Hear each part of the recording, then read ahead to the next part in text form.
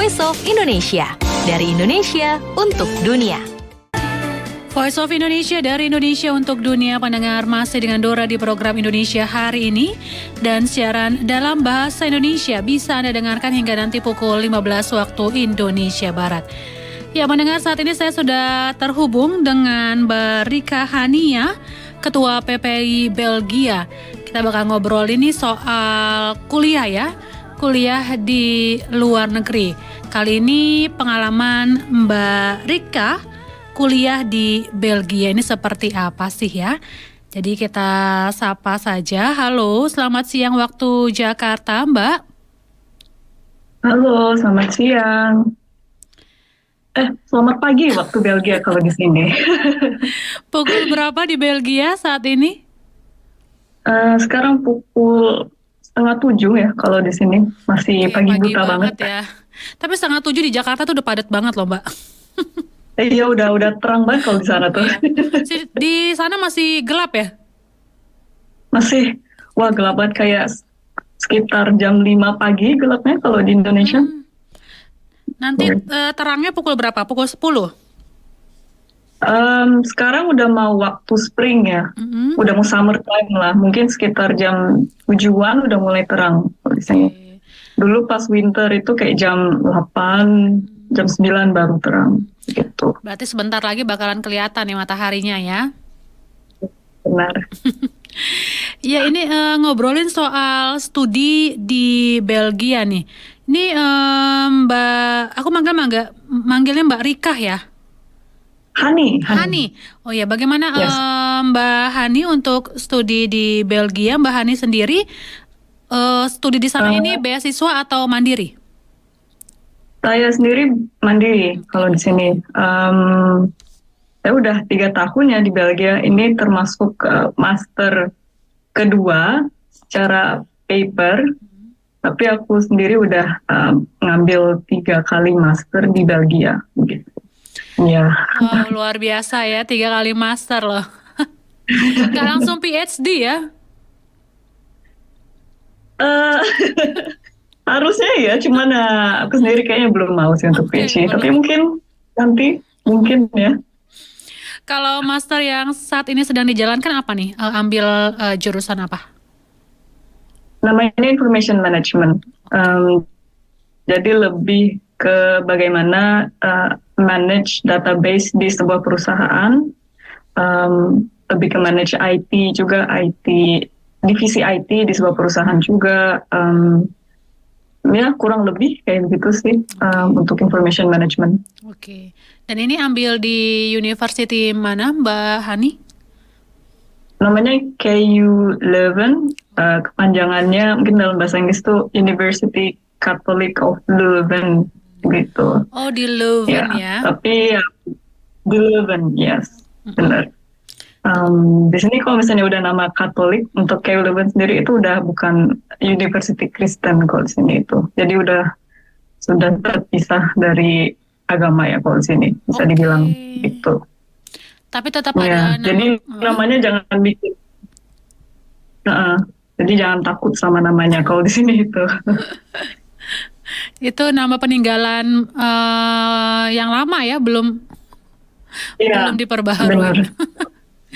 Lalu untuk teman-teman yang mungkin punya mimpi untuk atau punya cita-cita untuk studi di luar negeri, misalnya khususnya Belgia, apa nih Mbak yang harus dipersiapkan? Kalau di sini, kalau misalnya masuk ke bachelor ya, mereka programnya kebanyakan pakai antara bahasa Belanda atau bahasa Prancis. Jadi kurang banyak program S1 yang bahasa Inggris di sini. Jadi saya sarankan kalau misalnya teman-teman mau S1 ke Belgia, bahasanya harus dikuatin lagi, either bahasa Prancis atau bahasa Belanda. Walaupun mohon maaf, oke. Walaupun international class gitu. International class saya nggak terlalu banyak kalau di sini, begitu. Untuk bachelor sendiri ya. Kalau untuk master itu beda lagi. Jadi harus ambil kelas bahasa Belanda dan juga Perancis ya di Belgia ya?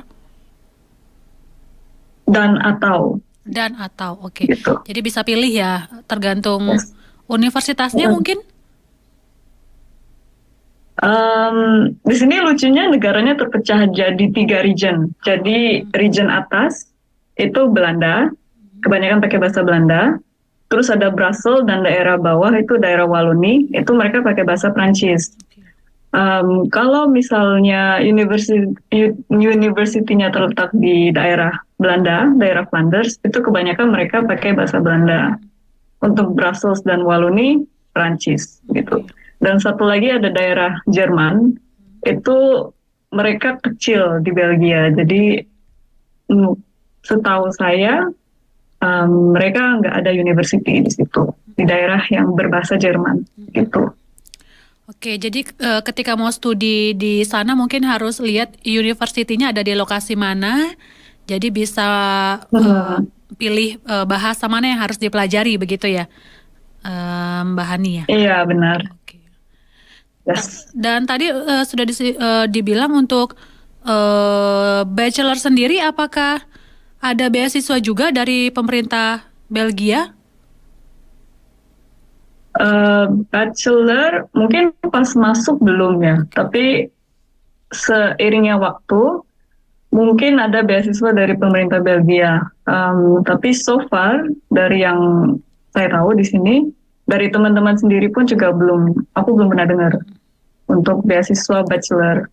Tapi beberapa semester yang lalu ada anak exchange dari Indonesia pakai beasiswa ISMA.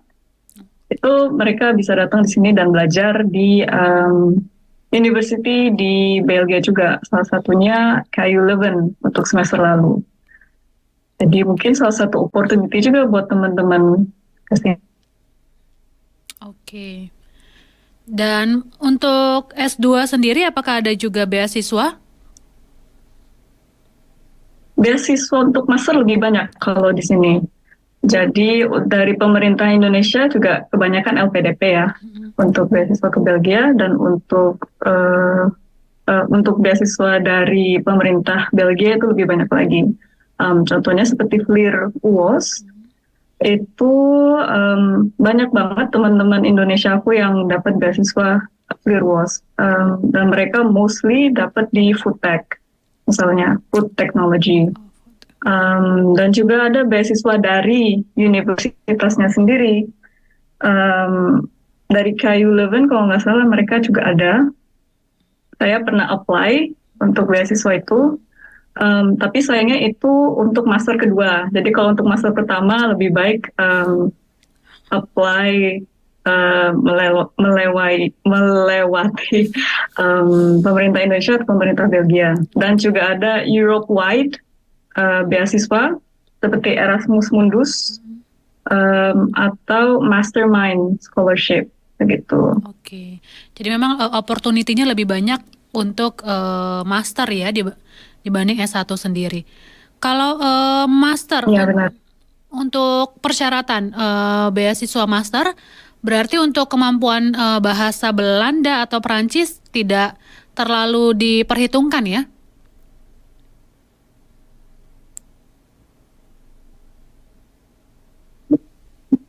Maaf, tadi Ya, halo Mbak Hani.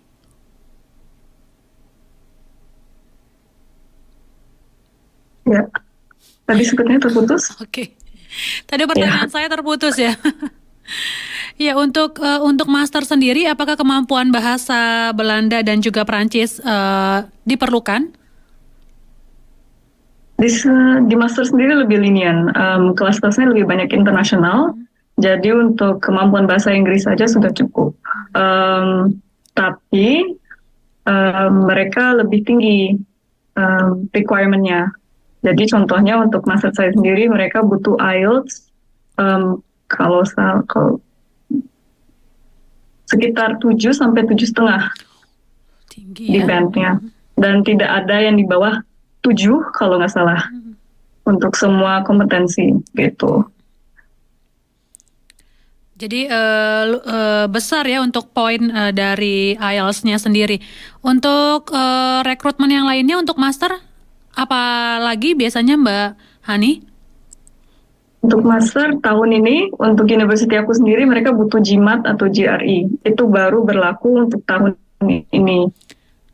GMAT atau GRE? Untuk tahun GRE, ya. Itu apa Mbak Hani? Karena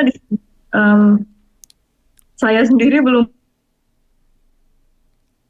tes itu, tapi setahu saya itu lebih kompetensi untuk logika dan matematika, gitu. Karena di KU Leuven sendiri mereka lebih menjurus ke arah STEM ya, walaupun saya jurusan bisnis, mereka masih membutuhkan logika berpikir, karena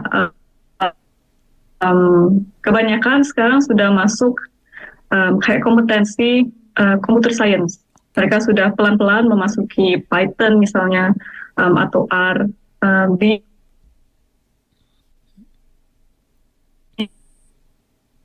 ya. Oke. Dan ini harus lulus ya untuk uji kompetensi ini ya? Iya, benar. Oke. Ada batas nilai skornya mungkin, Mbak Hani? Nilai skor untuk GMAT GRE ini misalnya, kalau itu sendiri saya kurang tahu ya, saya belum ngecek juga. Untuk nilai sekolah misalnya S1, saya tidak ada minimal. Saya juga pernah nanya kayak ini minimalnya berapa ya untuk saya bisa masuk ke jurusan yang pertama. Mereka bilang, oh kami nggak ada namanya minimal score. Tapi kami lihat dulu transkripnya bagaimana S1 dan nanti baru kami buat keputusan dari hasil transkrip itu. Lebih nggak pasti ya, lebih vague dari mereka, karena rada deg-degan juga kayak gimana kalau misalnya transkrip saya nggak cukup gitu. Tapi untungnya cukup gitu. Ya. Oke, jadi nggak ada nilai minimalnya ya. Lalu untuk di Belgia sendiri ada berapa sih Mbak Hani untuk mahasiswa atau pelajar Indonesia sendiri? So far kita kecil ya, Belgia itu kecil banget. Sekitar 200 nyampe sih mahasiswa di sini dari S1 sampai PhD. Oke, 200 ya. Dan ini mungkin kenapa Mbak? Mungkin lebih sedikit. Oke. Gitu. Jadi sekitar 200-an lah ya. Oke. Dan ini bagaimana? Sering melakukan pertemuan nggak sih sama teman-teman? Walaupun mungkin daerahnya berbeda-beda ya, ada di regionnya yang berbeda. Di sini berbeda, banyak provinsi yang bisa dibilang, tapi Belgia itu kecil banget. Dari ujung ke ujung itu bisa mungkin sejam naik kereta. Jadi kalau misalnya kita sekecil itu Pak. Misalnya dari aku sendiri ke Belanda gitu misalnya, itu 40-50 menit nyampe, sekecil itu. Ya, jadi teman-teman juga lebih gampang ketemunya di Brussels karena itu titik tengah di Belgia, dan juga ada KBRI Brussels juga. Biasanya tahun ajaran, setiap memulainya tahun ajaran kami bertemu di KBRI Brussels dan menerima semua mahasiswa baru. Dan situ juga kita berkenalan dengan KBRI Brussels juga. Kita makan-makan lah, biasa lah kalau misalnya Indonesia kan kangen gitu kan, masakan Indonesia gitu. Dari situlah kita bertemu dengan mahasiswa lain dan makanan Indonesia. Seiringnya waktu, untuk tahun ini sendiri kita ada namanya networking drink. Jadi kita pindah dari satu kota ke kota lain untuk bertemu teman-teman di kota tersebut. Dan ini semester lalu kami ya, kenapa Mbak? Kenapa semester lalu Mbak?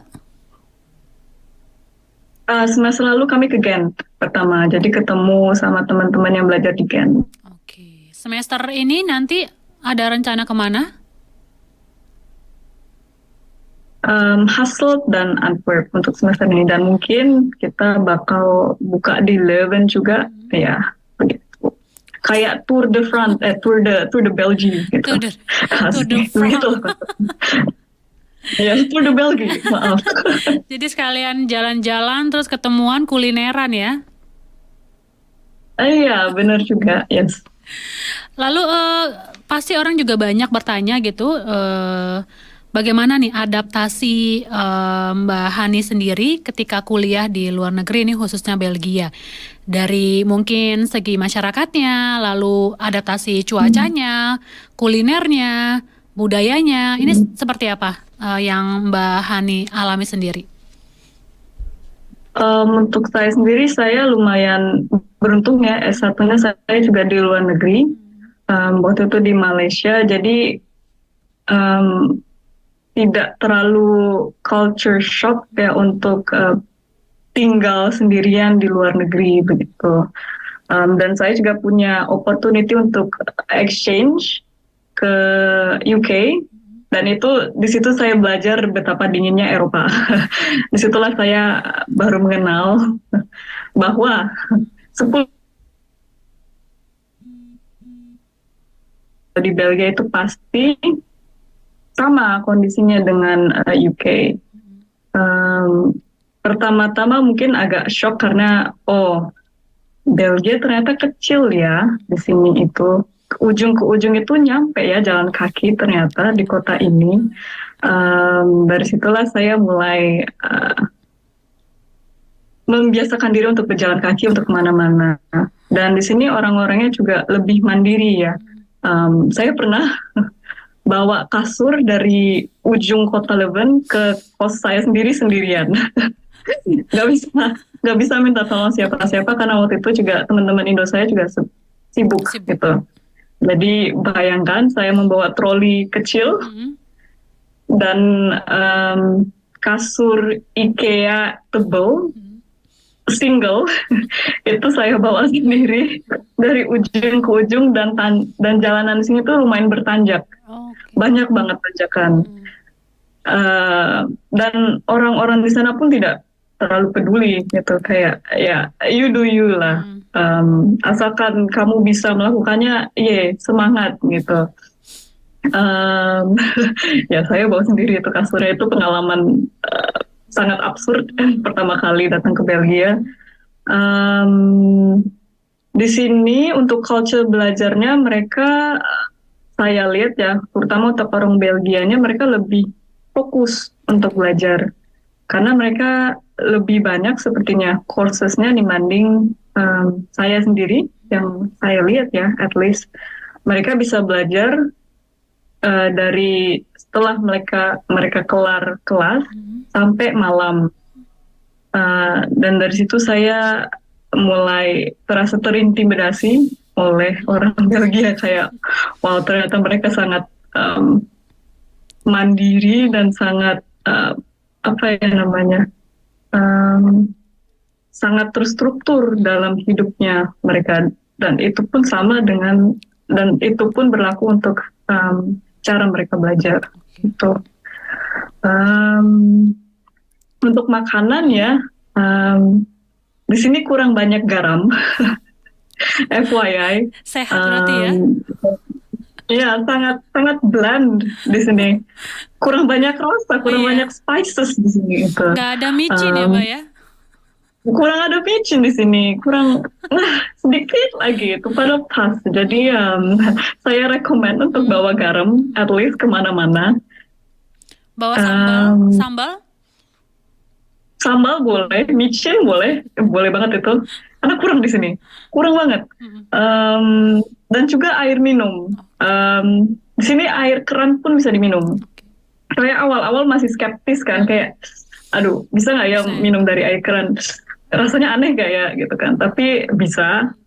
Cuma disarankan untuk pakai filter, biar kalknya ada kalk gitu, yang putih-putih itu tidak terlalu kuat gitu. Nggak perlu dimasak dulu ya, Mbak ya? Nggak perlu, kalau udah bisa diminum. Di Indonesia kan dimasak dulu.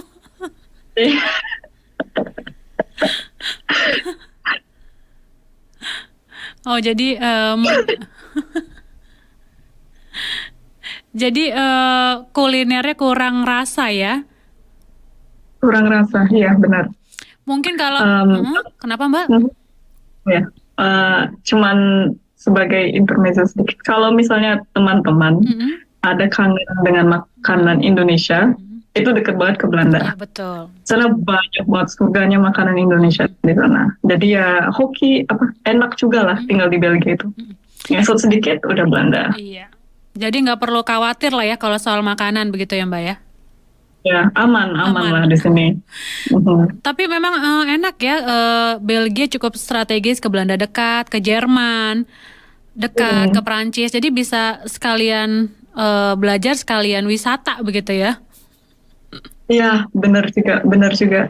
Setiap summer mereka biasanya menyiapkan kayak tiket holiday gitu. Jadi harganya jadi lebih murah juga untuk tiket kereta api. Iya, yang lintas 3 negara nggak sih Mbak? Seingat aku ada ya? Iya, seingat saya juga ada itu. Jadi bisa sekalian liburan. Wah seru banget nih ya, bisa belajar sambil liburan. Ini seperti sekali mendayung 2-3 pulau terlampaui ya. Lebih malah 4-5 pulau. Ini bukan pulau ya, ini negara lagi ya. Jadi kalau seandainya misalnya dari Belgia ke Belanda atau ke negara-negara lain itu karena pakai Schengen jadi nggak perlu ini lagi Mbak ya? Visa enggak, karena kartu kita itu residence permit itu udah bisa dipakai di daerah Schengen, jadi ya aman sih kalau kemana-mana. Jadi nggak perlu keluar biaya lagi begitu ya, paling transportasinya. Iya, benar. Kecuali kalau misalnya ke UK ya, karena mereka udah bukan part of the EU, jadi harus visa lagi kalau mau ke sana. Oke, betul. Tapi nggak mahal kali ya, Mbak ya? Enggak lah ya, harusnya.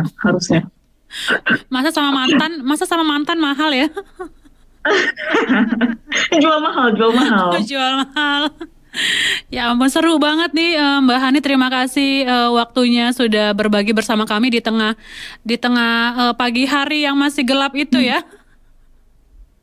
Terima kasih juga Mbak Dora sudah mempunyai saya di siang Indonesia itu.